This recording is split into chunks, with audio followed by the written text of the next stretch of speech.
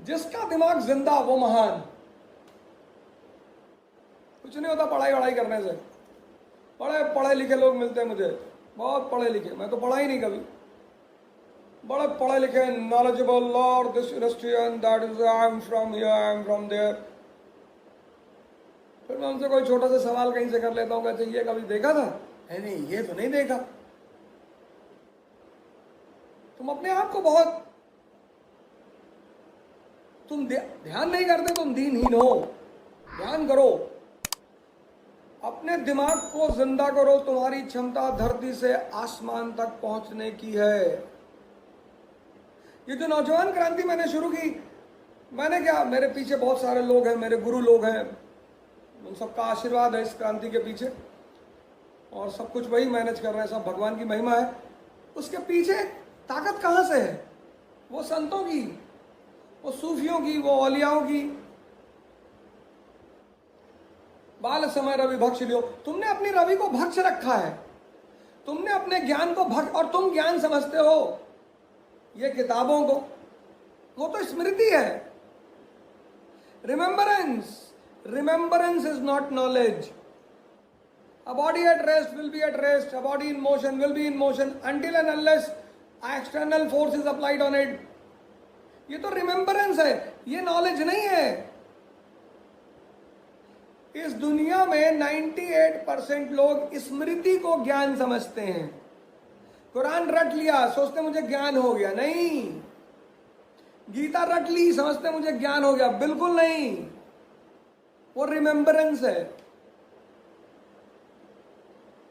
इसीलिए तो मैं डॉक्टर जाकिर नाइक साहब को वो करता हूं, रिमेंबरेंस उनके पास है, रिमेंबरेंस। इसीलिए वो ट्रांसफॉर्म नहीं कर पा रहे, क्रांति नहीं कर पा रहे। वो कुछ लोगों को प्रभावित कर लेते हैं, लेकिन ट्रांसफॉर्मेशन, प्रभावित तो हमारे देश में लोग, यहां राखी सावंत से भी है। लोगों का क्या है, या तो लोग प्रभाव में है या अभाव में है। भाव में होना बहुत जरूरी है।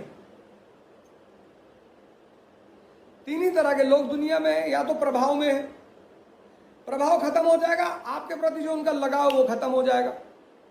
या तो वो अभाव में है, आपसे कोई अटैचमेंट ही नहीं, आपसे कुछ मिल ही नहीं रहा उनको।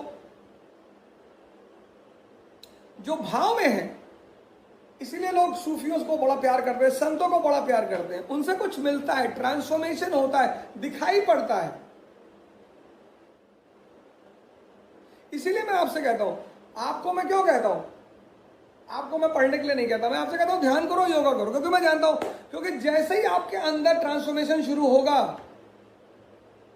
उसके बाद आपको कुछ बताने की जरूरत नहीं पड़ेगी।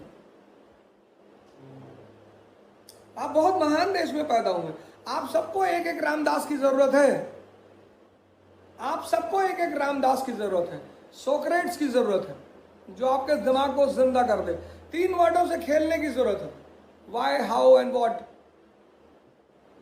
जो दिमाग वाई, हाउ एंड व्हाट को नहीं यूज करता, वो दिमाग मरा हुआ है। हमारे गांव से कुछ लोग आए थे, बोले कुतुब मीनार देखने आएंगे। मैंने क्या देखोगे?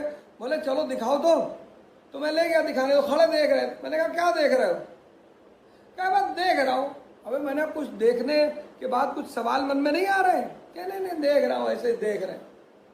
अब जिंदा दिमाग होता तो पहला सवाल यही आता कि बनवाया किसने, क्यों बनवाया, कौन सी स्टाइल है, कौन सी शैली है।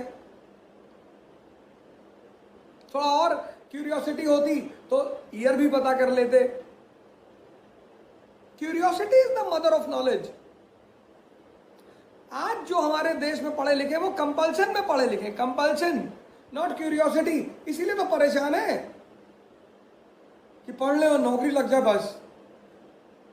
उनको पता नहीं कि नॉलेज कितनी बड़ी ताकत है। जिनको भी नॉलेज हुई, उन्होंने नौकरियां नहीं की, उन्होंने गुलामी नहीं की, उन्होंने किसी की बात को कभी बर्दाश्त। इतनी बड़ी ताकत है।